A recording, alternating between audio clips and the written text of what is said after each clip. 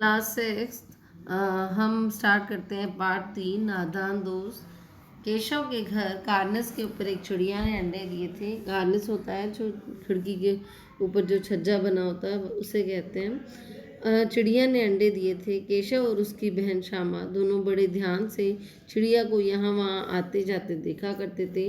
सवेरे दोनों आंखें मलते मलते कार्निस के सामने पहुँच जाते और चिड़ा और चिड़ी दोनों को वहाँ बैठा पाते। उनको देखने में दोनों बच्चों को न मालूम क्या मज़ा मिलता। दूध और जलेबी की सुध न रहती। दोनों के दिल में तरह तरह के सवाल उठते। अंडे कितने बड़े होंगे, किस रंग के होंगे, कितने होंगे, क्या खाते होंगे, उनमें से बच्चे किस तरह निकल आएंगे, बच्चों के पर कैसे निकलेंगे, घोंसला कैसा है। लेकिन इन बातों का जवाब देने वाला कोई न था। न अम्मा को घर के काम धंधों से फुर्सत थी और न बाबूजी को पढ़ने लिखने से। दोनों आपस में ही सवाल जवाब देकर अपने दिल को तसल्ली दे दिया करते थे।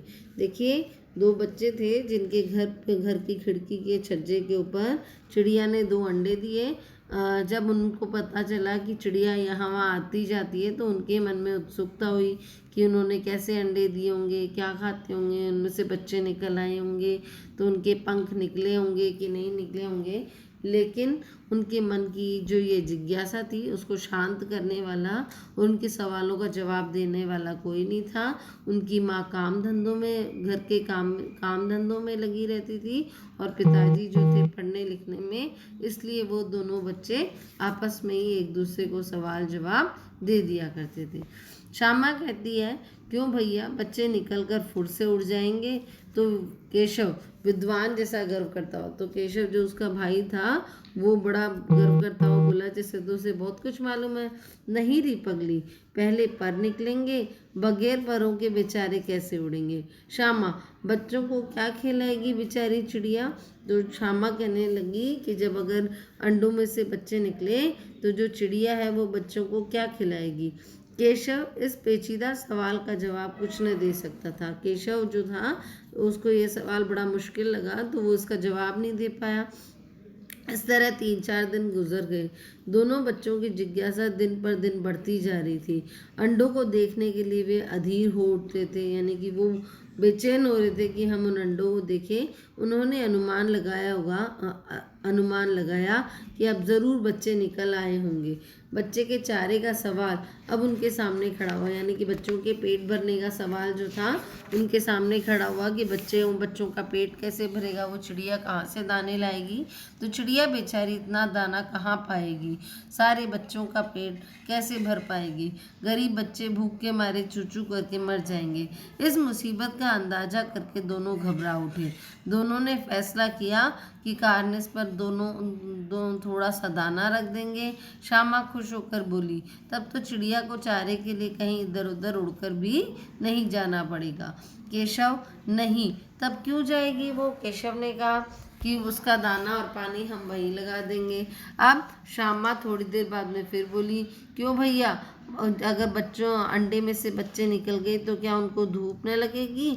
तो केशव का ध्यान इस तकलीफ की तरफ गया ही नहीं था। तो वह बोला, ज़रूर तकलीफ हो रही होगी, बेचारे प्यास के मारे तड़पते होंगे, ऊपर छाया भी तो नहीं है।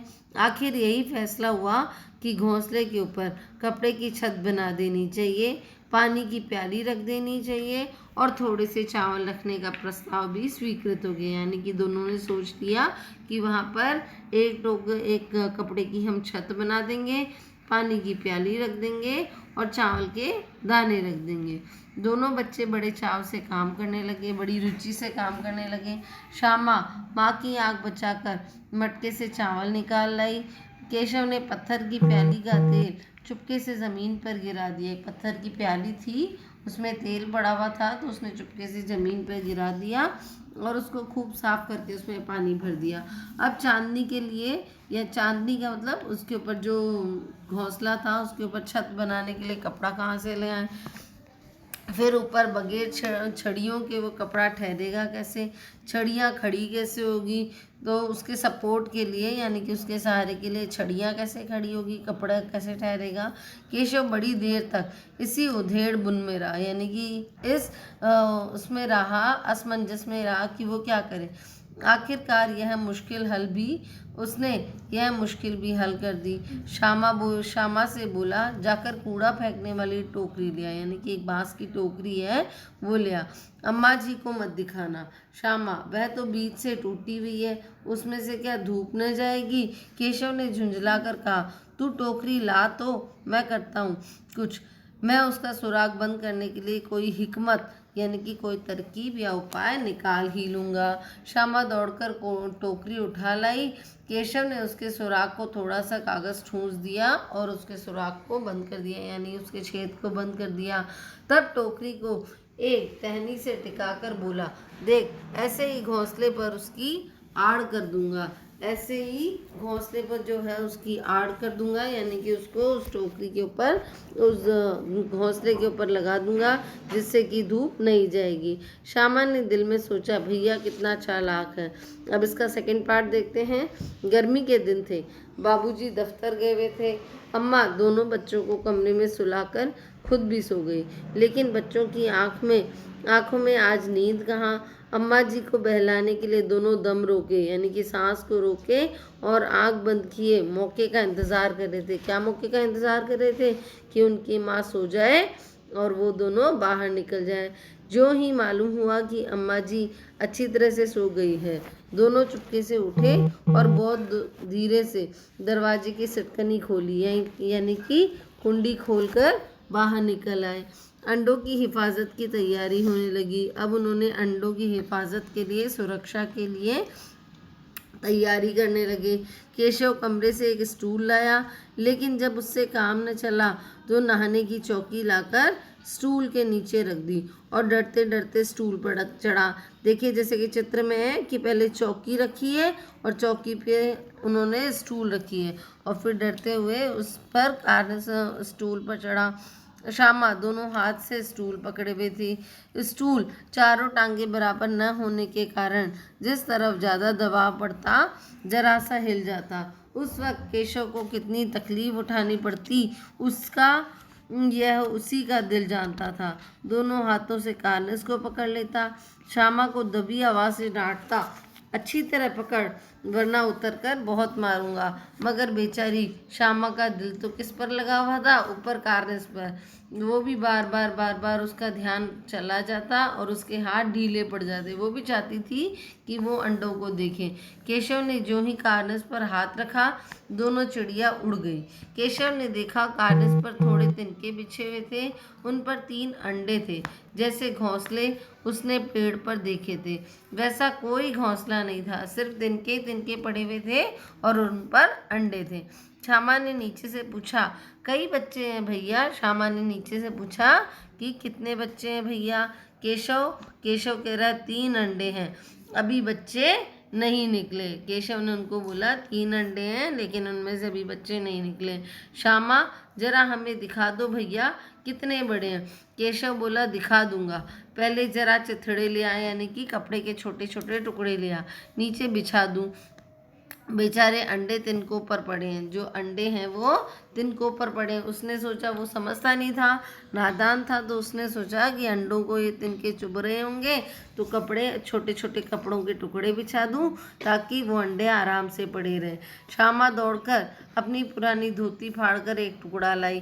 केशव ने झुककर कपड़ा ले लिया और उसकी कई तरह की एक गद्दी बनाई, कई तह कर दी, कई बार उसको मोड़ दिया ताकि एक छोटी सी गद्दी बन गई। उसने तिनकों पर उस गद्दी को बिछाकर तीनों अंडे धीरे से उस पर रख दिए। श्यामा ने फिर कहा, हमको भी दिखा दो भैया। केशव बोला, दिखा दूंगा, पहले जरा टोकरी दे दे, ऊपर छाया कर दूं। ये कहकर केशव ने उस घोंसले के ऊपर, उन तिनकों के ऊपर छाया कर दी।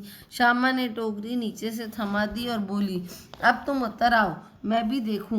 केशव ने टोकरी को टहनी से टिकाकर कहा, जा दाना और पानी की प्याली लिया, मैं उतर आऊं तो तुझे भी दिखा दूंगा। श्यामा प्याली और चावल भी लाई। केशव ने टोकरी के नीचे दोनों चीज़ें रख दी क्या चीज़ें रखी, एक तो पानी की प्याली रख दी और दाने रख दिए और आहिस्ता से यानी कि धीरे से नीचे उतर आया। श्यामा ने गिड़गिड़ा कर कहा, अब हमको भी चढ़ा दो भैया। तो केशव बोला, नहीं तू गिर पड़ेगी। श्यामा, न गिरूंगी भैया, तुम नीचे से पकड़े ना। फिर केशव ने कहा, न भैया, कहीं तू गिर पड़ गई तो अम्मा जी मेरी चटनी कर डालेगी, यानी कि अगर तुम गिर गई तो अम्मा जी तो मुझे बहुत ही मारेगी। अपनी माँ के लिए कह रहा है, कहेगी तूने ही चढ़ाया था ना, क्या करेगी देखकर। अब अंडे बड़े आराम से हैं, जब बच्चे निकलेंगे तो हम उनको पालेंगे। दोनों चिड़िया बार बार कार्निस पर आती और बगैर बैठे उड़ जाती। केशव ने सोचा, हम लोगों के डर से नहीं बैठती है। स्टूल उठाकर कमरे में रखाया और चौकी जहाँ की थी वहाँ रख दी। अब श्यामा ने आंखों में आंसू भरकर कहा, अब उसे रोना आ गया श्यामा को। क्या उसके आंखों में आंसू भर गए और उसने अपने भाई को बोला, तुमने मुझे नहीं दिखाया, मैं अम्मा जी से कह दूंगी। तो उसने कहा, मैं माँ से तुम्हारी शिकायत कर दूंगी। केशव, अम्मा जी से कहेगी तो बहुत मारूंगा, कह देता हूँ। श्यामा बोली, तो तुमने मुझे दिखाया क्यों नहीं। केशव कह रहा है, और गिर पड़ती तो 4 सर न हो जाते तेरे, यानी कि 4 सिर नहीं निकल आते। तो श्यामा, हो जाते तो हो जाते, देख लेना, मैं कह दूंगी। इतने में कोठरी का दरवाज़ा खुला, यानी कि कमरे का दरवाज़ा खुला और माँ ने धूप से आंखों को बचाते हुए कहा, तुम दोनों बाहर कब निकल आए। मैंने कहा था ना कि दोपहर को बाहर ना निकलना। किसने किवाड़ खोला, यानी किसने दरवाज़ा खोला। किवाड़ केशव ने खोला था, लेकिन श्यामा ने माँ से यह बात नहीं कही। उसे डर लगा कि भैया पिट जाएंगे। केशव दिल में कांप रहा था कि कहीं श्यामा कह न दे, उसकी शिकायत न कर दे। अंडे न दिखाए थे, इससे अब उसको श्यामा पर विश्वास न था। केशव ने श्यामा को अंडे नहीं दिखाए थे, इसलिए केशव को लग रहा था कि कहीं मेरी शिकायत न कर दे। श्यामा सिर्फ मोहब्बत के मारे चुप थी, बस इसलिए चुप थी भाई बहन में प्यार था, या इस कसूर में हिस्सेदार की वजह थी कि वे दोनों ने मिलकर काम किया था। तो हो सकता है इस वजह से नहीं कहा हो कि दोनों को डांट पड़ेगी।